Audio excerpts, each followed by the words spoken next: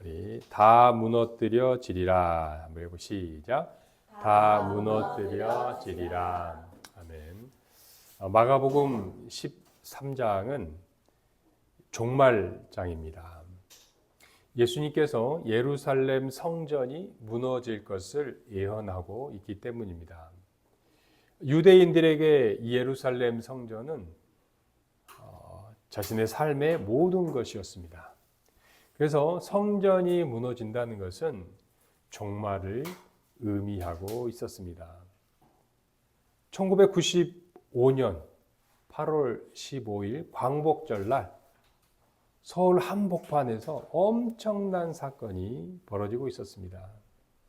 광화문 뒤편에 있던 중앙청 청사 건물로 쓰였던 그 건물의 첨탑이 철거되고 있었기 때문입니다. 무려 70년 동안 수도 서울의 상징이었던 중앙청 건물이 철거되고 있었습니다. 이 중앙청 건물은요, 정말로 우리 서울 시민에게, 아니 우리 대한민국 국민들에게는 아주 특별한 건물이었습니다. 이 건물은 원래 조선 총독부 건물이었습니다. 10년 만에 완공된 1926년도 당시에는 동양에서 가장 거대한 서양식 건물이 바로 이 조선 총독부 건물이었습니다.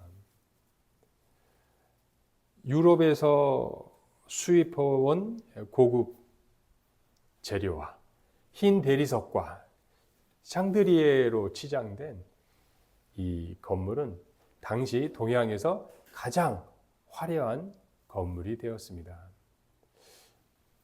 일본이 우리나라의 식민지 체제를 정당화하고 또 영구히 지배하려는 의도에서 이렇게 웅장하게 건물을 건축하였습니다.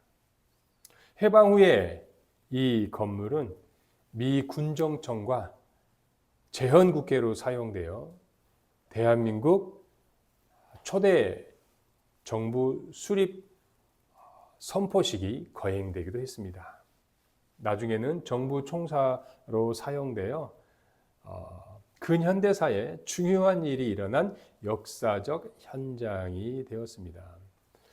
그래서 우리 대한민국 국민에게는 이 중앙청 건물은 단순한 건물이 아니었습니다. 물론 청와대라는 건물이 있었지만 이 중앙청 건물은 정말로 우리나라의 역사 그 자체였고 대한민국의 상징이었다고도 할 수 있습니다.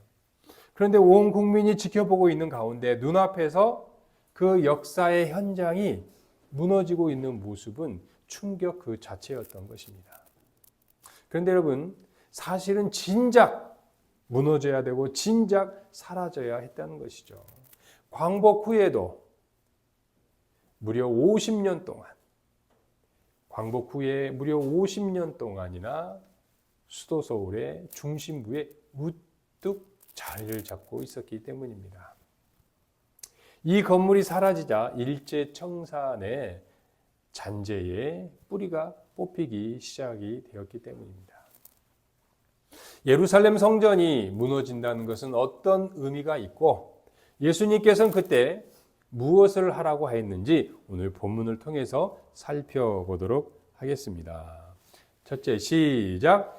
예수님은 종말의 때에 성전 파괴를 예언하셨다. 2절 시작. 예수께서 이르시되 내가 이 건물들을 보느냐 돌 하나도 돌 위에 남지 않고 다 무너지리라 하시니. 예수님께서는 우리가 지난주에 살펴보았듯이 성전에 계시면서 성전을 거느시면서 당시의 종교 지도자들과 여러 논쟁을 펼치셨습니다. 이제 예수님께서 논쟁을 마치고 성전을 나가려고 하고 그때에 제자 중에 한 명이 예수님을 붙잡고 말씀하십니다. 질문을 한다는 거예요.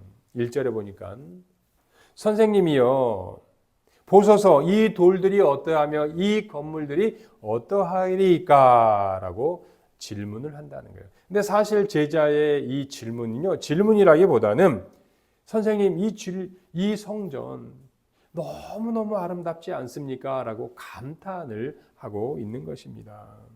당시 성전은 정말 이 유대인들에게는 큰 자랑거리였습니다. 사실은요, 이 성전 이 건물 자체는 참 좀 볼품이 없어요. 그 전에 1차 성전이었던 솔로몬 성전에 비하면 2차 성전인 지금 예수님 당시의 그 성전 본관은 정말로 초라할 정도로 좀 그런 거죠. 이 피난민이었던 포로에서 돌아왔던 스룹바벨에 의해 세워진 제2차 성전은 정말로 포로민들이 귀환하여서 지은 정말 어려운 형편 가운데 건축한 정말로 초라한 정말로 볼품이 없는 그러한 성전이었다는 거죠. 그러한 건물이었다는 거죠. 그런데 스룹바벨 성전이 완공되고 무려 400년 후에 헤롯 대왕이 막대한 거대한 확장 공사를 시작하면서 이 성전의 이 부속 건물과 터와 외관이 으리으리하게 화려하게 아름답게 꾸며지기 시작합니다. 헤롯 대왕은요, 유대인들 입장에서 볼 때는 정통 혈통이 아니에요. 잡종이에요, 잡종. 이두메 출신의 이 헤롯이 이 유대의 왕이 되었는데 정말로 이 근본적인 치명적인 약점, 혈통의 이 컴플렉스가 있었다는 거지. 이것을 극복하기 위하여 헤롯 대왕은 유대인들의 환심을 사려고 그 스룹바벨 성전의 그 본관 주위를 동서남북 중에 동쪽만 빼고 남쪽, 서쪽, 북쪽을 어마어마하게 크게 화려하게 확장 공사를 하게 된다는 거죠. 그래서요, 정말로 유대인들에게는 정말로 너무 큰 자부심이었고 자랑거리였다는 거죠. 여러분, 당시에 뭐 볼거리가 있겠습니까? 그래서 거대한 터와 그 웅장한 그 대리석의 화려한 것을 볼 때 유대인들에게는 너무나 큰 자랑거리였고 볼거리였다는 거죠. 그래서 역사가 요세푸스는 그렇게 말을 합니다. 예루살렘 성전을 보지 않고는 아름다움을 논하지 말아라 할 정도로 당시에는 아름다움 그 자체였다는 거죠. 그런데 예수님께서 그 성전을 무너지리라 라고 예언을 하고 있어요. 이것은 여러분 망언 중에 망언입니다. 요즘 이런저런 망언들이 많이 나오는데 예수님께서 이 말씀을 하시는 저 성전을 헐라 내가 사흘 만에 일으키리라는 저 성전이 무너진다는, 저 아름답고 유대인의 자부심이었던 자랑거리였던 성전이 무너뜨리라는 이 말은요, 망언 중에 망언이라는 거예요. 도저히 유대인으로서는 꺼낼 수 없는, 상상할 수 없는 말이라는 거예요. 그래서 여러분, 이 예수님께서요, 나중에 빌라도에게 잡혀서 재판받으실 때에 바로 이 예언, 성전을 무너뜨리라는 이 말 때문에 예수님이 고발당하고 재판을 받는 중요한 요소가 되었다는 거예요. 지금 이 제자는요, 예수님의 예언에 성전이 무너질 것이라는 그 예언에, 그 말씀에 동의할 수 없다는 뜻으로 물어보는 거예요. 선생님, 어떻게 이 아름다운 건물이, 어떻게 이 화려한 건물이 우리의 자랑인 이 성전이 무너질 수 있습니까? 라고 물어보는 거예요. 그래서 제차 예수님께서 대답하셨습니다. 돌 하나도 돌 위에 무너지지 않고 다 무너뜨려지리라. 헤롯 대왕이 이 확장하고 있는 이 성전의 이 확장 공사의 건물은요, BC 기원전 19년에 착공을 했습니다. 그래서 기원 후 64년도에 이 완공이 된다는 거예요. 그래서 예수님이 지금 성전에 거니시고 계실 때는 확장 공사가 완공된 것이 아니라 지금 계속 확장 공사를 하고 있는 46년째 확장 공사를 하고 있어요. 완공이 되고 나서 된 후에 기원 후 서기 66년경에 어떤 일이 있었냐면 큰 사건이 또 벌어집니다. 당시에 로마 총독이었던 플로로스가 이 총독으로서 식민지 유대 땅에서 이 세금을 걷어서 로마 황제, 로마 중앙 정부에다가 세금을 바쳐야 되는데 세수가 부족한 거예요. 그래서 이 플로로스가 이거 큰일 났다. 이 총독의 중요한 역할 중에 하나가 세금을 잘 갖다 바치는 건데 큰일 났구나. 그래서 생각을 해는 것이 어떤 생각을 했냐. 아하, 저 예루살렘 성전에 가면 그 금고 보관소에 금화 17만 달란트, 17달란트가 있는데 그 막대한 돈을 몰수하여서 노아 황제에게 세금을 바쳐야겠다. 바쳤어요. 난리가 난 거예요. 난리가. 유대인들에게는 난리가 난 거예요. 하나님께 바친 성전세를 저 이방인 로마 총독이 우리 것을 뺏어다가 로마 황제한테 바쳤다. 난리가 난 거예요. 그래서 전국적으로 민중 봉기가 일어난 것입니다. 그래서 당시에 로마 황제였던 네로는 베스파니아누스 황제를 총사령관으로 하여서 유대 땅에 반란군을 진입하라고 보낸다는 거예요. 근데 여차여차해서 베스파니아누스 황제의 아들 티투스 장군, 디도 장군이 70년에 예루살렘 성을 완전히 함락하고 성전을 무너뜨리게 된다는 것입니다. 당시의 성전 입구 위편에는 이 포도나무를 양각으로 어떤 예쁜 그림, 멋있는 아름다운 그림이 있었는데 그 포도나무를 양각으로 이 금으로 이렇게 도금을 해 놓았어요. 그래서 멀리서 볼 때 흰 대리석과 반짝이는 이 금빛의 모양이 정말로 바라보는 사람들 하여금 황홀경에 빠지게 하는 아름다운 모습이었다는 거죠. 이게 성전의 외곽이 얼마나 아름다운지 몰라요. 또 성전 내부에 들어가 보면 자라나는 포도 열매라는 또 이것이 있었어요. 이건 무엇을 의미하냐면요. 여러분 성전 내부에 이 천장에다가 포도송이와 포도잎을 금덩어리로 만들어서 포도잎과 포도송이를 금으로 만들어 가지고 이 천장에다가 매달아 놓는 거예요. 그런데 시간이 지나면 지날수록 이 포도잎과 포도열매가 점점 많아진다. 이건 뭘 의미하냐면 여러분 우리가 4월 초파일 날 이 불교에서 절에다가 그렇잖아요. 그러니까 연등이라고 그러나요? 좋은 일 있을 때, 집안에 경사가 있을 때 막대한 돈을 들여서 이렇게 등을 이렇게 쓰잖아요. 그러듯이 이때 당시에도 이 유대인들은요 경사가 있거나 집안에 좋은 일이 있거나 감사한 일이 있으면 그 금덩어리 포도 이파리와 포도 송이를 내부에다가 이게 달아났다는 거예요. 시간이 점점 지나갈수록 커지니까 자라나는 포도나무 열매다 이렇게 이야기했다는 거예요. 그런데 70년 디도 장군의 그 로마의 군인들이 성전에 들어와서 불이 났어요. 성전 내부에 불이 났는데 그 외양에 있는 금도금과 내부에 있는 천장에 달린 이 금 포도나무와 포도송이가 다 녹아가지고 불에 녹아가지고 이 건물 사이에 벽돌 사이에 돌 사이에 이게 스며드는 거예요.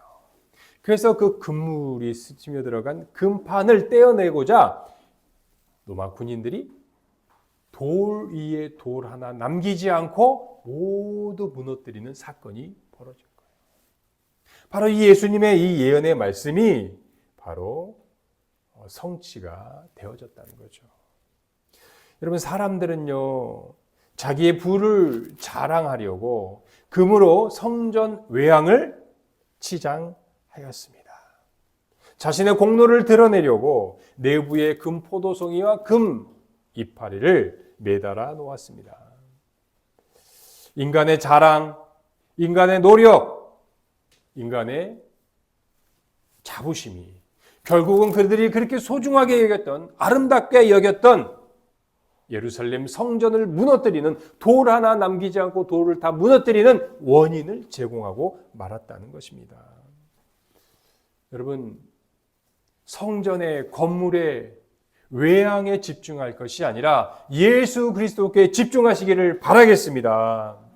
여러분, 아무리 아름다운 솔로몬 성전도요, 바벨론에 의해서 하나님이 떠나자 그 화려하고 아름다웠던 솔로몬의 성전도 하나님이 떠나시자 바벨론에 의해 무너지고 말았습니다. 여러분, 오직 교회의 주인 되신 예수 그리스도만을 의지하고 바라보시기를 바라겠습니다. 둘째, 시작. 예수님은 멸망 때에 산으로 도망가라고 했다. 14절 시작. 멸망에 가증한 것이 서지 못한 곳에 선 것을 보거든 읽는 자는 깨달을지언정 그때에 유대에 있는 자들은 산으로 도망할지어다. 이 본문에 보면요, 서지 못할 곳에 서지 못할 곳, 그러니까 성전에 이 가증한 것, 그러니까 하나님 보시기에 그러니까 가증한 것이 선 것을 보거든 이 도망가라, 산으로 도망가라라고 했다는 거죠. 성전에 가증한 것이 실제로 역사적으로 세워졌다는 거죠. 기원전 167년경에 헬라 제국의 일부였던 시리아를 통치하고 있던 에피파네스 4세 때 일입니다. 이 헬라 제국의 에피파네스 4세가 통치자였는데 이 사람이 올림푸스 산에 있는 제우스 신상을 바로 이 예루살렘 성전에다가 세워놓은 거예요. 그리고 성경에서 금한 가증스러운 돼지를 잡아서 하나님께 제물로 드렸다는 거예요. 이건 여러분 있을 수 없는 일이죠. 교회 예배당에다가 불상을 갖다 놓고 돼지 머리를 갖다 놓고 고사를 지낸다. 끔찍한 일이라는 거예요. 있을 수가 없는 일이죠. 기원전 167년에 에피파네스 4세가 예루살렘 성전에다가 이런 짓을 했다는 거예요. 이런 가증스러운 일을 했다는 것이죠. 당시 유대인들은 도저히 참을 수 없어서 일어나서 혁명을 일으키는데 이것이 마카비 혁명입니다. 이 혁명을 통하여서 유대인들에 의한 자치정부 하스모니안 왕조가 성립이 된다는 거죠. 여러분, 유대인들에게는요, 이 성전은 자신의 목숨과도 같았고 자신의 삶 전부였다는 거죠. 그 성전이 이방인의 손에 더럽혀진다. 이것은 용서할 수 없는 치욕 중에 치욕이었다는 거죠. 그런데 예수님께서 또 다시 이 성전이, 예루살렘 성전이 그렇게 더럽혀지고 그렇게 치욕을 당할 것이라고 말씀을 하고 계신다는 거예요.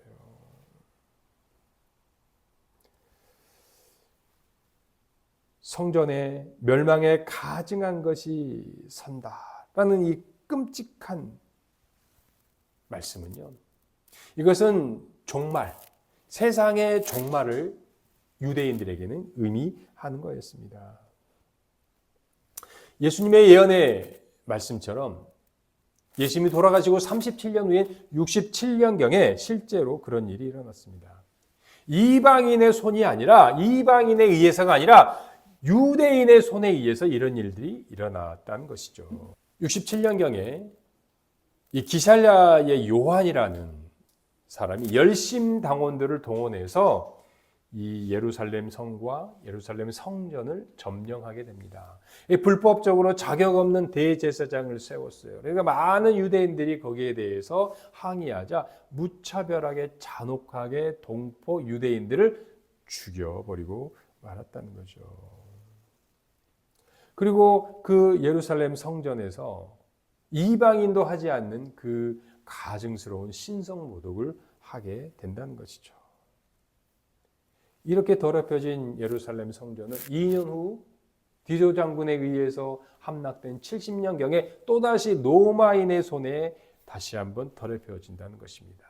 예루살렘 성전을 함락한 로마의 군인들은 자신들의 로마 군단의 깃발이었던 독수리 깃발, 독수리 신상을 세워놓고 그 앞에서 분향하며 로마 황제에게 제사를 드리는 가증스러운 일들을 또 예루살렘 성전에서 하여서 예루살렘 성전은 또다시 로마 군인들의 손에 의해 더럽혀지고 말았다는 거죠. 예수님께서는 이런 가증한 것이 성전에 서거든 산으로 도망가라라고 말씀하셨습니다.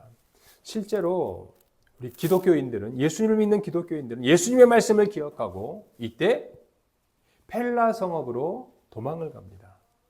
성전을 나와서 예루살렘 성을 빠져나와서 요단강을 건너서 동쪽에 있는 이 데가볼리 지역의 한 성에 비었던 높은 산과 같은 고지대에 있던 펠라 성읍으로 도망을 쳐서 이 환난 가운데 목숨을 구원할 수 있었다는 것입니다. 여러분, 이때가 이 종말의 때에, 이 가증한 것이 설 때에, 예루살렘 성이 멸망할 때에 이때가 얼마나 긴급하고 얼마나 이 긴박성이 있는지는 오늘 본문 15절부터 17절에 나와 있습니다. 여러분, 그때 당시 얼마나 임박성과 긴박성이 있는지 15절과 17절 우리 다 같이 한번 읽어보겠습니다. 시작! 지붕 위에 있는 자는 내려가지도 말고 집에 있는 무엇을 가지러 들어가지도 말며 앞에 있는 자는 겉을 가지러 뒤로 돌이키지도 말지어다. 그 날에는 아이벤 자들과 젖먹이는 자들에겐 화가 있을지어다. 여러분, 유대인들의 이 지붕은 평평해요. 그래서요, 일상의 생활을 그곳에서 많이 합니다. 여름에는 더운 날 잠을 자기도 하고 평상을 펴고 잔치도 벌이고 거기서 하여간 여러 일들을 많이 하는 곳이 이 지붕이에요. 그러니까 이 평상시의 일상의 삶을 살고 있는데 그 멸망에 가증한 것이 서거든 급하게 도망가라. 어떻게 도망가냐? 밭에 있는 자는 집에 겉옷, 일상의 가장 필수품인 이 신용카드라든지 신분증이라든지 자동차 키라든지 기금서, 그런 거보다 더 중요한 이 일상의 필수품인 겉옷을 가져가지 말고 도망가라는 것은 그 정도로 이 긴박성과 임박성이 나타낸다는 거고요. 17절에 아이벤자 임신부와 젖먹이들에게 화가 있다는 것은요, 여러분, 내가요 노약자 누구를 돌봐줄 겨를도 없이 내 몸 추스리기도 힘들 정도로 위험한 상태, 임박한 상태가 바로 이때다. 그 정도로 이 종말의 때는 정말로 긴박하고 긴급성을 띈다는 것을 알 수가 있다는 거죠. 여러분, 역사적으로요, AD 70년에 일어난 이 멸망에 가증한 것과 성전에 돌 위에 돌 하나 남기지 않고 다 무너진 예루살렘 성과 성전의 이 무너짐은요, 인류 역사상 가장 끔찍한 사건 중에 하나였습니다. 그래서요, 어떤 사람들은 그런 얘기를 해요. 히틀러가 유대인들을 600만 명을 살해한 것보다 더 끔찍한 것이 바로 70년에 일어난 예루살렘 성전의 무너짐이다. 그리고 창세 이래 노아의 홍수보다 조금 못한 것이 바로 이때의 참상이다라고 합니다. 그래서 오늘 본문 19절 이렇게 표현하잖아요. 19절 시작! 이는 그 날들이 환난의 날이 되겠습니다. 하나님께서 창조하신 시초부터 지금까지 이런 환난이 없었고 후에도 없으리라. 앞으로도 이런 끔찍한 일은 일어나지 않는다는 거예요. 100만 명 중에 많은 사람들이 내부에서 자기들끼리 죽고 죽이는 그런 일들. 그리고 그렇게 죽지 않는 사람들은 굶어 죽어가고 있었다는 거죠. 여러분, 이런 끔찍한 상황 가운데 우리나라 속담이 있어요. 호랑이 굴에 잡혀가도 정신만 차리면 산다. 여러분, 이런 끔찍한 종말의 때에 여러분 앞에 아무리 힘들고 어려운 상황일지언정 하나님의 말씀을 붙잡으시기를 바라겠습니다. 그 말씀이 여러분을 살려줄 것입니다. 하나님의 말씀이 여러분을 살릴 것입니다.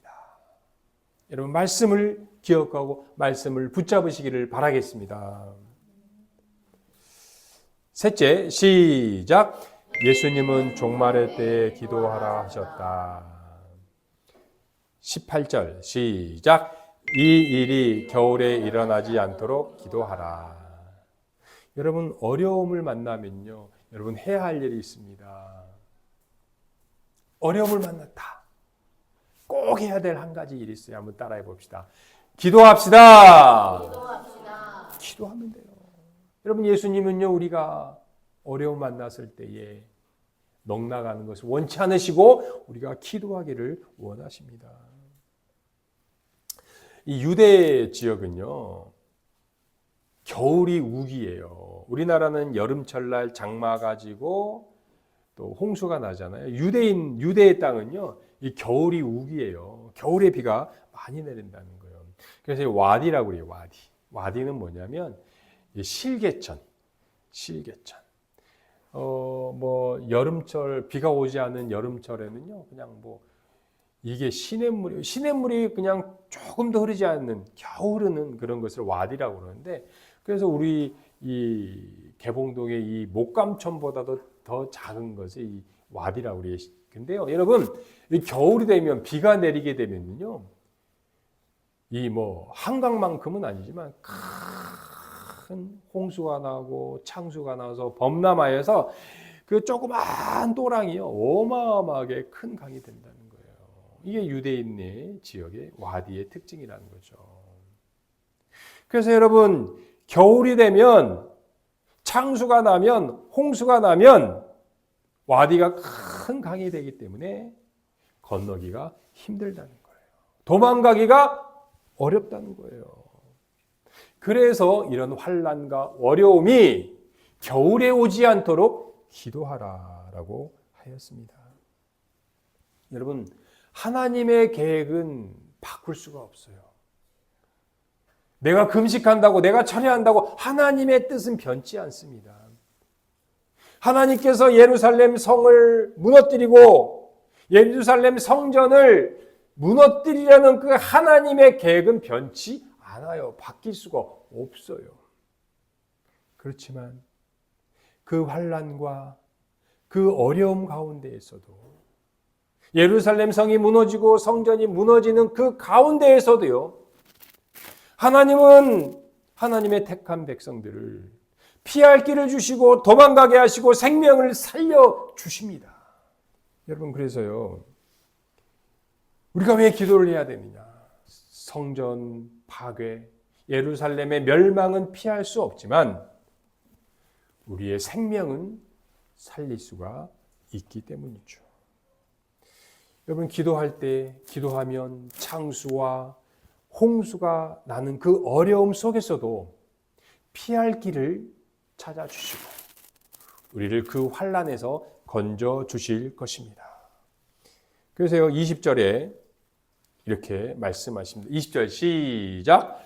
만일 주께서 그 날들을 감하지 아니하셨더라면 모든 육체가 구원을 얻지 못할 것이거늘 자기가 택하신 자들을 위하여 그 날을 감하셨느니라. 여러분, 기도하면 됩니다. 기도하면요, 하나님께서 피할 길을 열어주시기 때문입니다. 여러분, 만약에 하나님의 섭리가 없었다면요, 이 예루살렘 성에 지금 남아있는 생존자들은 모두 그냥 몰살할 수밖에 없었다는 거예요. 자기들이 굶어 죽거나 서로 내분으로 죽거나 아니면 또 이 디도 장군의 작전에 의해서 죽을 수밖에 없었다는 거예요.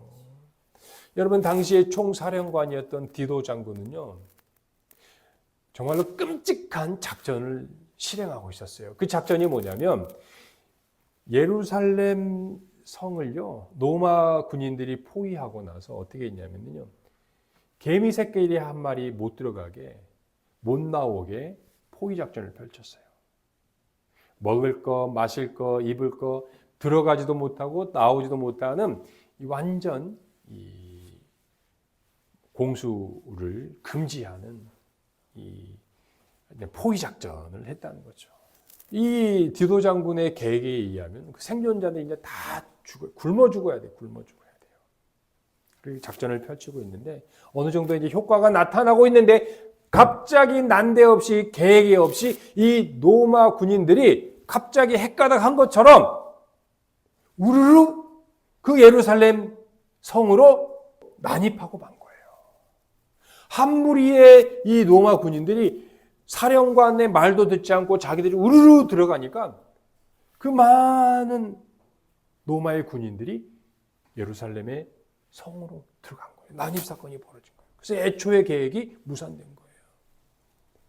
이 성에 들어간 로마 군인들이 눈이 뒤집혀서 10만 명을 살육하고 9만 명을 포로로 잡는 사건이 벌어진다는 거죠.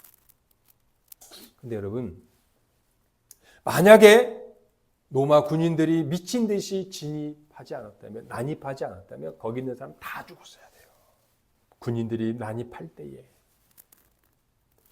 많은 사람들이 몇몇의 기독교인들이 빠져나오고 또 거기에 있는 나머지 사람들이 살아날 수 있는 기회가 생긴 것입니다. 예상치도 않았던, 계획에도 없던 로마 군인들의 이 진입 사건에는 이처럼 두 가지의 큰 의미가 있다는 거죠.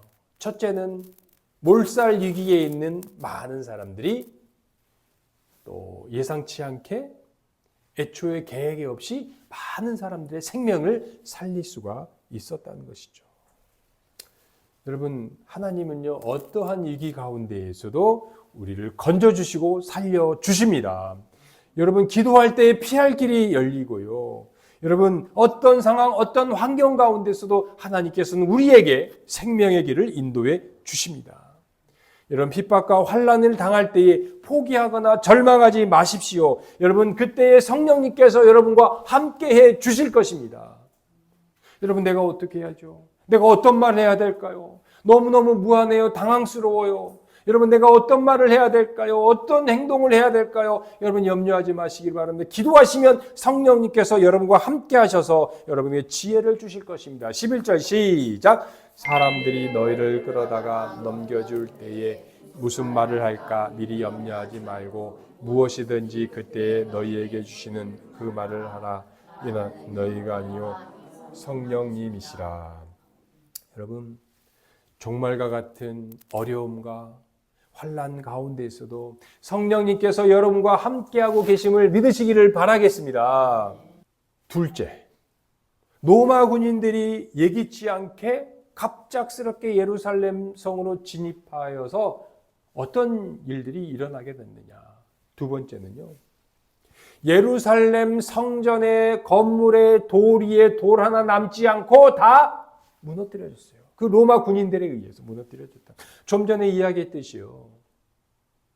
그 금물이, 불에 녹은 금물이 돌 속에 들어가서, 돌 사이에 스며들어가서 그 금판을 떼어내려고 로마 군인들이 돌 위에 돌 하나 남기지 않고 다 무너뜨렸다는 거죠. 여러분, 유대인들에게는요, 절망과 실망과 좌절이었어요. 자신들이 그렇게 소중한 그 성전이 무너졌어요. 이 모든 것이 끝났구나.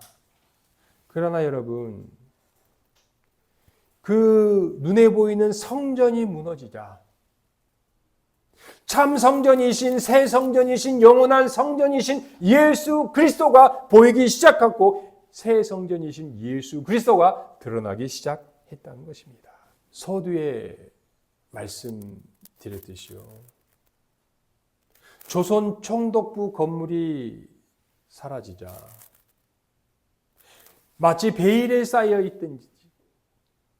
쌓여있듯이 오랫동안 감추어졌던 조선 왕국의 정궁이었던 경복궁이 완전하게 그 모습을 드러냈다는 거죠. 중앙청 건물이 사라지자 우리 민족의 자긍심이었던 북한산이 창연하게 그 모습을 드러낼 수 있었다는 것이죠. 아하, 조선 총독부가 사라지고 중앙청이 사라지자 우리 민족의 자긍심이 드러났듯이 유대인들에게는 목숨과도 같았던 그 눈에 보이는 그 화려한 건물이 무너지자 돌 하나 도로 위에 다 사라지자 참 성전이신 예수 그리스도가 나타날 수 있었고, 건물이 사라지자 영원한 성전이 되신 예수 그리스도께서 우리에게 나타나셨다는 거죠. 이 종말과 같은 어려움 속에서도요, 염려할 필요가 없습니다. 우리 앞에 아무리 힘든 일이 있어도 우리에게는 염려할 필요가 없어요. 성령님께서 우리가 어떤 행동을 하고 어디로 피해야 되고 어떤 말을 해야 될지 성령님이 함께 하시기 때문입니다. 여러분, 어떠한 상황 가운데서도 하나님의 말씀을 붙잡고 말씀을 기억하면 우리에게 피할 길을 열어 주실 것입니다. 우리가 해야 할 일은 우리에게 성전이 되어주신 그 예수 그리스도의 이름으로 기도에 힘쓰시기를 바라겠습니다.